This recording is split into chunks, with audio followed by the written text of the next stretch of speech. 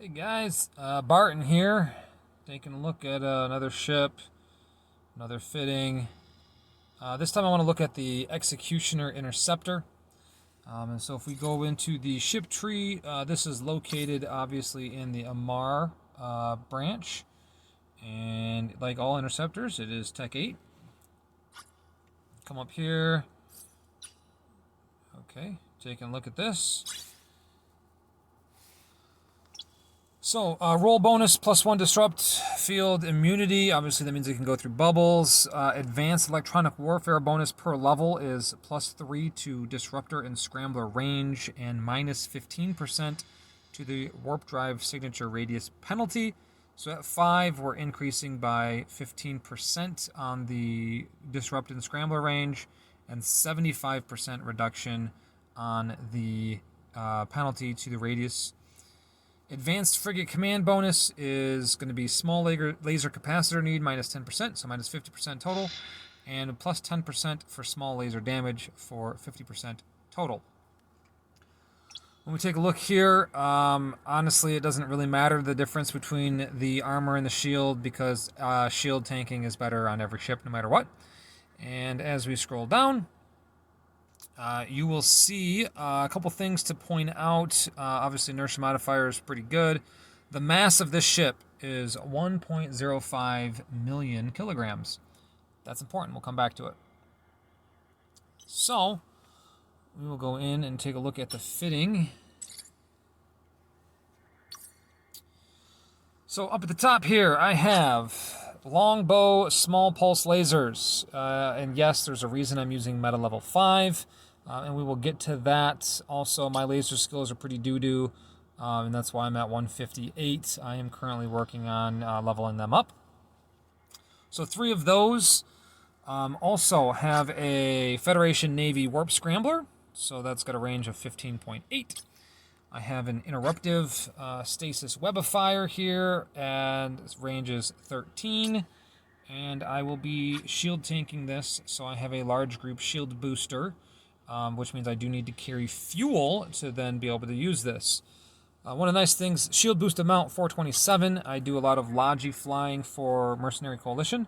But the point here is my shield hit points are 634. So I can pretty much completely heal my shield in one activation, which is exactly what I'm hoping for. Down here at the bottom, I have a Passe and Adaptive Invulnerability Field to increase my resistances, as well as a Inertia Modifier. Inertia Stabilizer. It's going to reduce my Inertia Modifier amount by 20.3, and then again, reduce it by additional 150%, which means it would be basically a negative 50% upon activation. And it increases my signature radius adjustment by 20%. Well, my signature radius right now is only 26. So 10% of that is 2, 20% of that is 4. So I go from 26 to 30. So I am not really that concerned about the penalty there for that. The reason that we need the inertia modifier and the reason that my power grid is completely maxed is because of a medium afterburner. And so, medium afterburner gives us a couple of different things. Obviously, speed is going to be key for an interceptor for speed tanking, and so this is going to help us achieve that. The other thing that it's going to do is means that if I get scrambled, I can scramble somebody back, which means that their micro warp drive no longer works. The difference is I can still go 3,000 meters per second, and the likelihood that they can as well is dramatically reduced. So this is going to allow me to potentially win most of my engagements with other interceptors. Obviously, I would be still concerned with a Condor that's able to just keep range on me because even though I'm going 3,000, I am not going to be able to keep up, and they'll be able to just sit outside of my range and blow me up. Also, would be concerned for daredevils, that type of thing. But I haven't gone up against anything, but I'm almost wondering what this would be like against a Dramule. I don't know that I have the DPS to pull that off. But if you got in close enough, and then they switched over to Afterburner, when I web them and then scram them to prevent them from being able to have their micro warp drive on, I'm going to be faster. Possibly. Maybe. I don't know. We'll have to see what happens.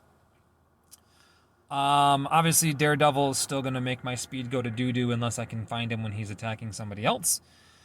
But the idea there is pretty straightforward. I am cap stable, and that's because of rigs. I do need a power grid rig to be able to pull this off. I also need to have a power grid reduction rig, and I got a tier 3 on here because when I bought it, it was less than $1 million, or 1 million ISK. So it was a pretty cost-effective way to help me achieve what I was trying to achieve. Engineering, polycarbon engine housing. I am a dirt poor little bitch, and so I would recommend obviously a Tech 3 for this, and then I don't even know that I would need the stabilizer, but I could afford a Tech 1, so that's what I got. And here is my dynamic fuel valve, and this is how I'm able to obtain my capacitor stability. Because I've reduced the amount of capacitor draw by 20%, and then also reduced it through my afterburner skill itself. Combat rigs are going to be defensive for me. Again, I do not have great laser skills, and so if I had better laser skills, I might put some combat laser rigs in here. But as of right now, it's basically a battle of attrition, and I wanted to make sure I could win. And so I have a Tech 1 and a Tech 2 EM and anti-thermal screen reinforcer. Because again, shield tanking everything is always better. So that's all of that. Let's go outside and we'll take a look at this. Oh, one thing I did want to mention. The weight of the afterburner is 5 million kilograms. The weight of the entire ship and the fittings is 1,050,000. So I basically stuck guns on an afterburner, and that's what I'm flying around. Okay, so speed is great, but if I can't orbit something effectively, then it doesn't really matter. So what we're going to do here is just do a little field test just to show what we've got. I am currently rocking this medium afterburner at, I think it's 3006 is the amount that I max out at. Here, let's just do it the short way. So, yep, 3006 is the maximum speed with this afterburner fit. Now, if I'm turning, you're going to watch my speed drop. Not bad. If I need to pull a 180, my speed is going to turn to doo-doo. And you can imagine how bad that would be without the inertia stabilizer. Obviously, it's giving me a reduction of 20%, and then it gives me a reduction of 50% on activation. So we're going to grab this gate gun here, and we are going to orbit the gate gun. So I've got this set at 2 for my orbit distance. To get this to work, obviously you would want to make sure you have your best transversal speed possible. Once I get close to my target, I'm going to activate my inertia stabilizer. I'm going to shoot past my target, not crazy though. Without it, I shoot all the way out to like 10. And now I am sitting at a relatively decent orbit. I'm at 5 kilometers here, somewhere between 4 and 5. And that's going to allow me to speed tank. Somewhere between 4 and 5 happens to be perfectly inside the optimal range of the lasers at 5.8. And you can see my speed is around 1,800 meters per second. And so, you know, if I got webbed, my top speed would be 1,500. Obviously, I would still have a reduction in my speed because of orbit. But if you scram me and web me, my top speed is 1,500. And then that means I can then scram and web you back, and most likely I will be faster. Except for Mr. Friendly Succubus here, who I'm not really going to play any games with. So, hi. Yeah, it's low suck. Don't shoot me. Okay, thanks, bye. Actually, you know what? Do shoot me. Come back. Shoot me. Anyways. So that's kind of what I wanted to go over here. I am going to try and see if I can't take this out on PvP, just to kind of show you the concept of what's going on. But again, you know, with the hardener and the afterburner, everything is great. There's two different ways that you can utilize the inertia stabilizer. The first I showed upon approach. If you're just flying straight at a target, don't do that. You can hit that so you don't balloon out crazy. The secondary is once you've established orbit, you hit your inertia stabilizer and you'll see my speed's going to skyrocket all the way up to 21-ish, kind of, at the same orbit. And so, now that it's deactivated, you can see that it's dropping back down. But it just kind of gives you an idea there of what that's going to actually end up looking like. And so we will go ahead and take this into some combat and see if we can't find anybody. You'll notice I have my own fleet going right now. Some weird settings going on. And if you're not careful, your settings will be to accept a fleet invite from anybody. Which means that then somebody like me could warp in and tackle you. Or could warp in and, instead of tackle you, warp in and then fleet warp you to the sun. And then shoot you at the sun. And that would all be a bad day. So, you want to make sure that you start your own fleet. Hey, look, a friendly. Not really.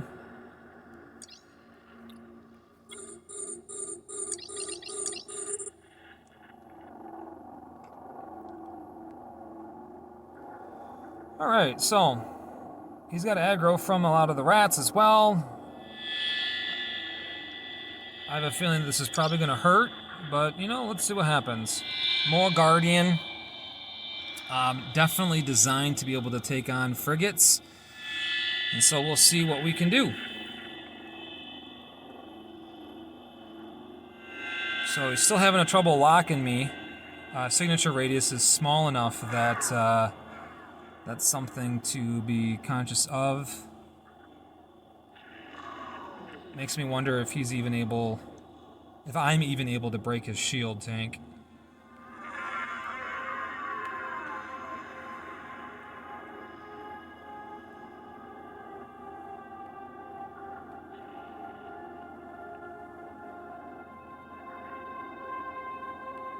I do find it interesting that he's not using a bubble. Seems kind of silly. I don't know, maybe I'm overthinking it.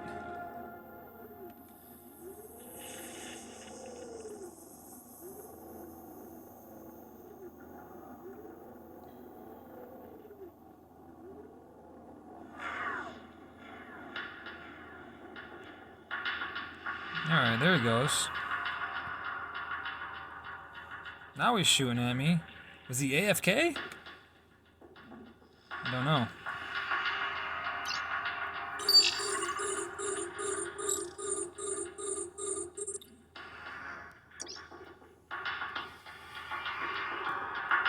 So I locked his drone, and as his drone keeps catching up to me, I'm going to continue to shoot it. And we'll see how that goes.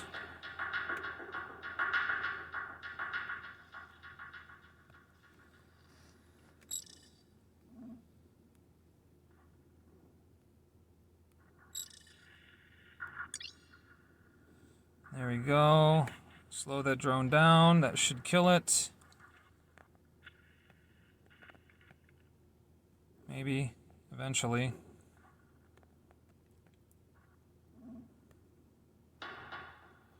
Okay, drone's dead.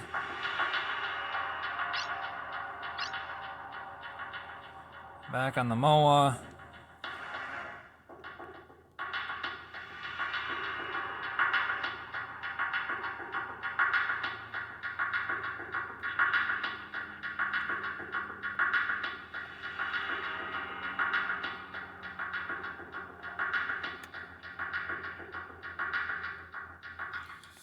And at this point, it looks like he's just decided he's going to ignore me.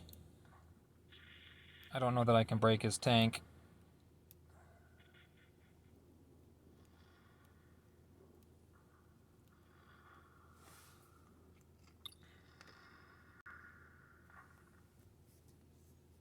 even with the rats.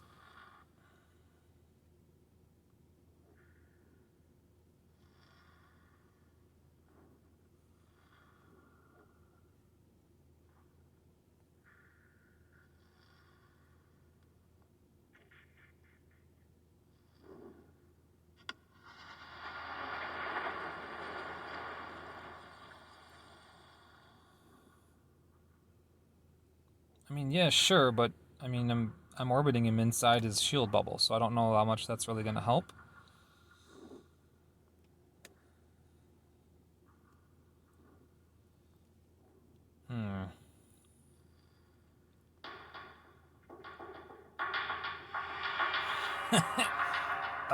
Did he just log off?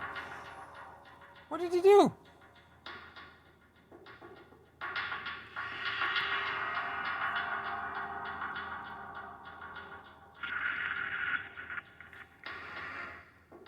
What in the world? I think he logged off. That or he has +4 warp stability on a Moa Guardian?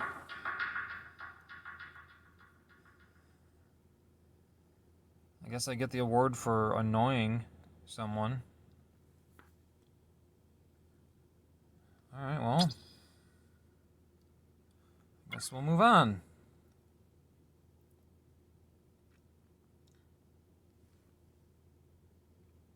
I mean, still, it was a decent example of what I'm actually able to do with this ship. Unable to hit me, unable to really do any kind of damage, and even if he had, like I said, with the medium group rep or the large group rep that I'm running, one activation does about 65% of my shield. So you saw how much he was actually able to do. It was just not really a whole lot of anything.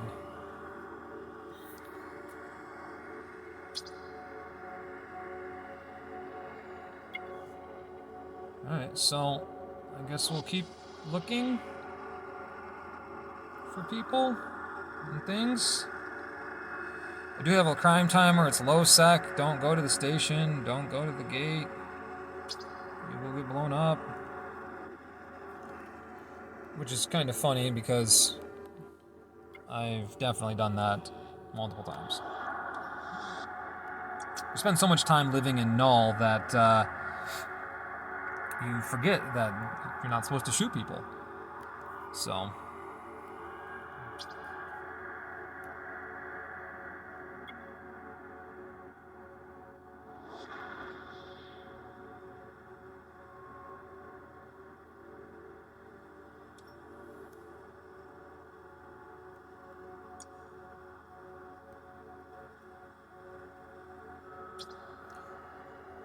I guess we'll go see if he came back.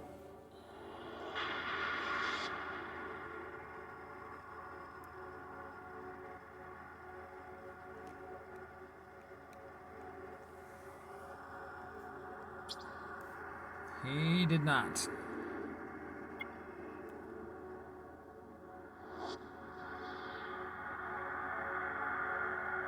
So weird.